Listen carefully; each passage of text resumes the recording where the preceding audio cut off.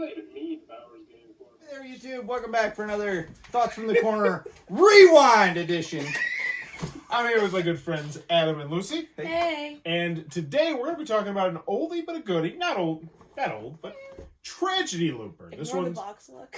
from Z-Man Games. It's been well loved because Lucy's going to have some strong opinions about this. 2 to 4 players, ages 14 plus, 120 minutes to play. There's a good chance you've heard of this game, but I'm going to guess a lot of people have not played this game because, in a nutshell, Lucy's going to tell you more about it. It is a time travel abstract game in which you are going to go back in time and essentially try to figure out who. Well, just go with it, Lucy.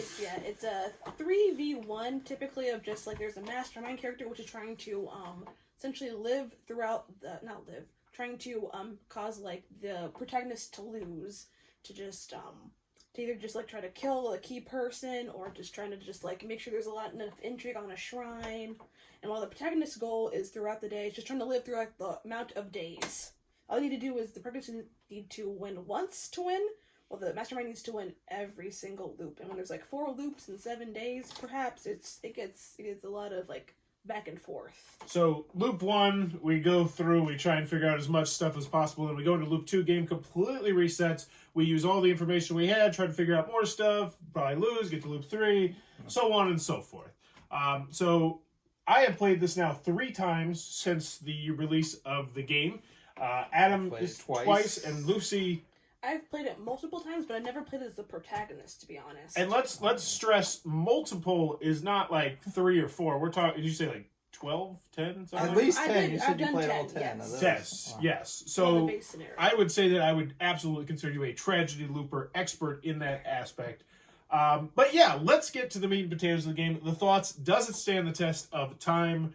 And we'll start with Adam, because I think your opinion is going to be pretty obvious. So I like the way that this game. So it's when you watch a movie that they're going back in time and they're trying to save something. Like it really does kind of feel that way. Like, oh, like we know this is going to happen, but there's also other factors happening because the mastermind is there affecting everything, and they hear what you're saying and they're like trying to work against you. So it's like. There's that we changed something else, but that caused another thing to happen, and that actually does happen in this. That you can have literal tragedies happen because you were focused on other things and trying to figure out how to do it. Even when you get to like the last loop, and you're like, we've got it all figured out. We're gonna get this done. Like, there's no guarantee that you're gonna win. Like it could. We didn't. Close. It came down to the very end, and it was like, oh, one card ruined us.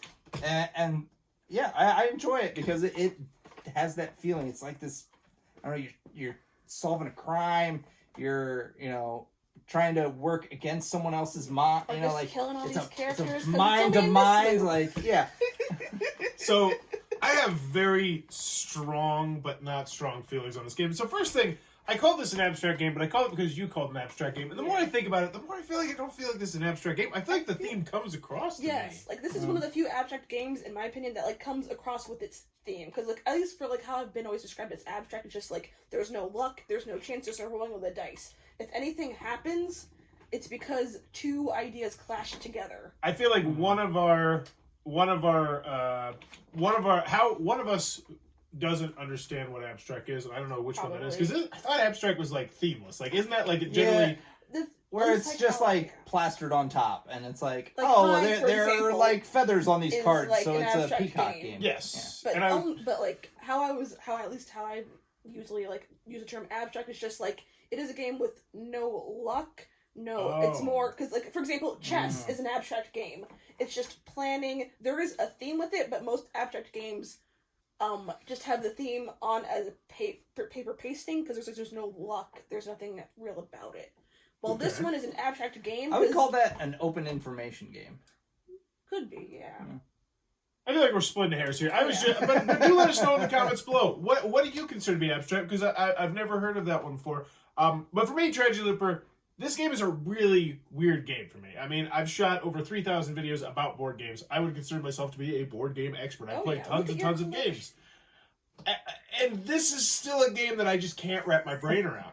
Like Yeah, because I don't think I did a good job of like explaining it how. Oh no, you explained it you bad. did a fine Well, I mean, job. Yeah, you and I guys played into this- the audience watching. Oh I know, yeah. And Yeah. I played this 3 times before, and each and every time I just feel like I'm along for the ride, which is fine. I have fun murdering people and moving stuff and blocking things and trying to figure stuff out, but I feel like I'm just the kid getting tagged along. Which brings me to one of my major issues with this game, is that I feel like there absolutely can be an alpha gamer problem if you allow the communication.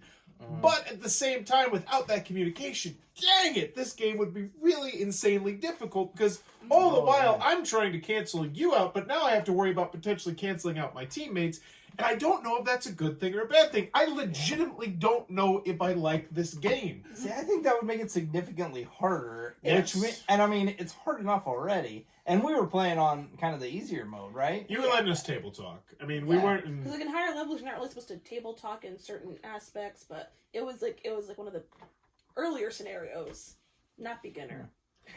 The components, I will say, I don't think they stand up to the test of time. The components are a little bit lackluster. What do you guys think about how everyone's just named very generic names? It's like journalist, rich man's daughter. Like, would you have liked to see more flavor thrown into the game? I kind of would, but at the same time, we really made our own story as we went through. Like, we had a serial killer that was, like, literally going around, and we had people making out over here, and the serial killer wasn't allowed to be around the school, because you know why he wasn't supposed to be around the school. Like, we created the story as we went, and I feel like I enjoyed that aspect of the game. It's like, Well, you make your also, own if world. there were like flavor text on the cards and stuff, with the different scenarios, it wouldn't match. Like, it would collide with one another. So each one has to be its own. So it has to be as generic as possible. Yeah, because you said there's 34 you have in here with the expansion. So yeah, I guess that's a solid point. But you like the game though. Oh yeah. I'm gonna think about it some more. I'm gonna let Lucy you persuade me how much you like it. It's absolutely like one of my favorite. It's a game made for me in particular. That's how much I feel about it. I love it because it's just the art style. It's anime. It's either you like it or you don't. Thanks, But Baka Fire. That's it. Yes, Okay, that's his name. Yeah, How do you know? because I love this Because game. he made this game for her. Yeah. I hate you Maybe guys. his real name is Baka Fire. I hate you. Okay. Oh, but yeah, no, because essentially, like, it is, like, essentially, like, a logic puzzle, because how the game works is just, like, there could be, like, incidents happening, and then there's, like, okay, you guys, there's, like, intrigue happening over here. Why happened? We have to trace back what caused that. That's what your guys' job is.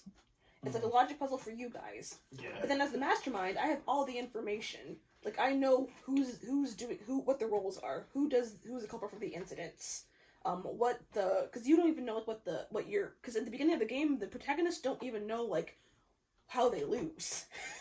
Yeah. They have to figure out how they lose, like, what plots are in play.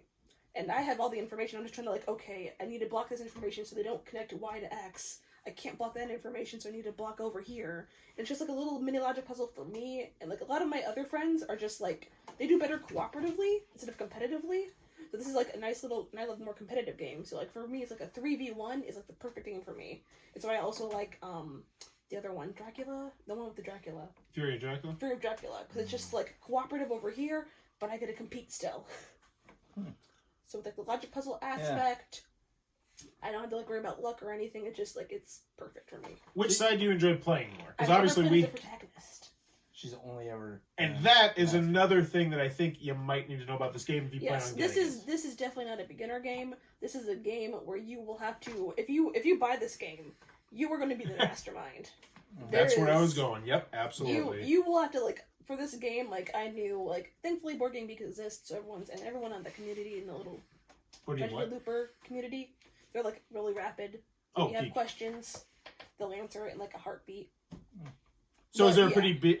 Yeah, I get that, man. Well, It's not big, but it's... I can also see- Loyal, I would say. Okay. Well, I, as you were talking, I also thought like, oh, well, if we did play this a number of times, we would kind of know what the rules Yes. were, and so we wouldn't have to go back to the sheet and be like, all right, who can add one thing? And to that's that? a downside, You know? too, because I noticed you were trying to help us, which I appreciate, but it's like, man, she's giving us extra clues about that. Maybe that means I really need to put more attention on that, which it's a double-edged sword because you have to do it to kind of balance the game. Yes.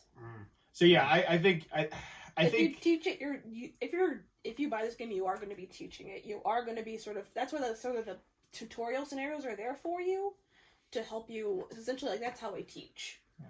And it's a lot of information. Oh, it's It's loaded a lot, in there. and I can't give you, and I can only clarify things. Right. I can't give you hints even though I want to. And Like, if we're even going for that down, final guess. I mean, if we're going down the wrong path, it's kind of like that's good for you, but it's also like we're not going to enjoy it because we took the wrong path and now we don't know what's going on. Like, it's one thing if, like, you guys are wrong because you were on that path. It's another thing if you were wrong and you misunderstood something.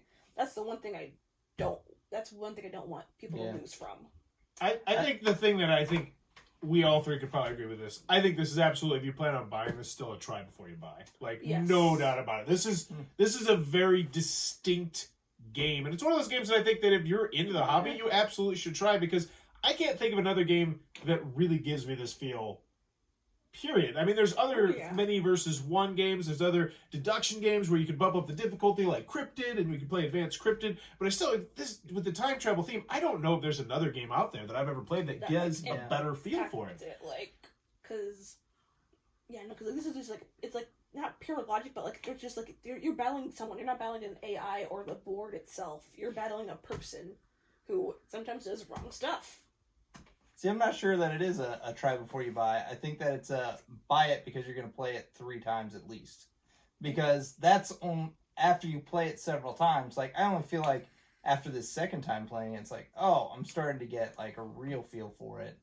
And like, you're not going to, if you play it just one time and the mastermind's a new mastermind and they're not sure what's going on either, you're gonna have a bad experience, right? Everybody has to be working together on that first one to figure it out. Then you play it a second time, maybe a third time, and then you're like, oh, okay, everything's clicking.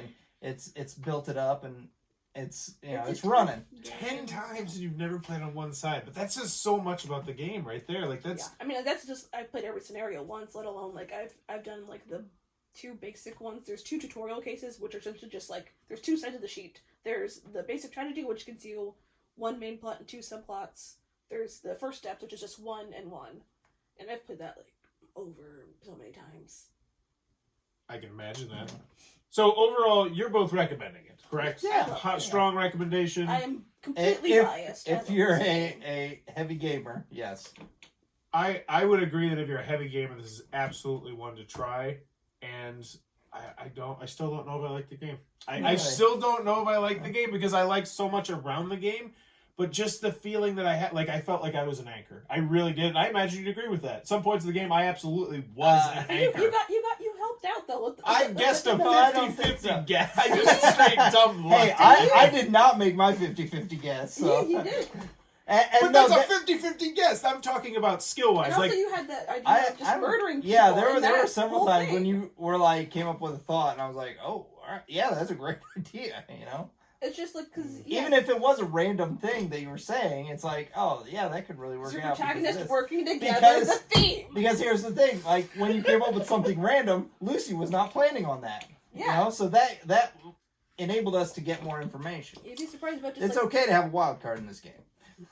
Well, there you go. That is Tragedy Looper. When it came out, it was a very divisive game. And right now, even still, it's a very divisive game. But I will tell you this. I probably played 5 or 6 time travel games. And this does it best. This feels like a time travel game. And if you want that, this is definitely one I'd recommend. Yeah. Tragedy Looper. Z-Man Games. Check this one out.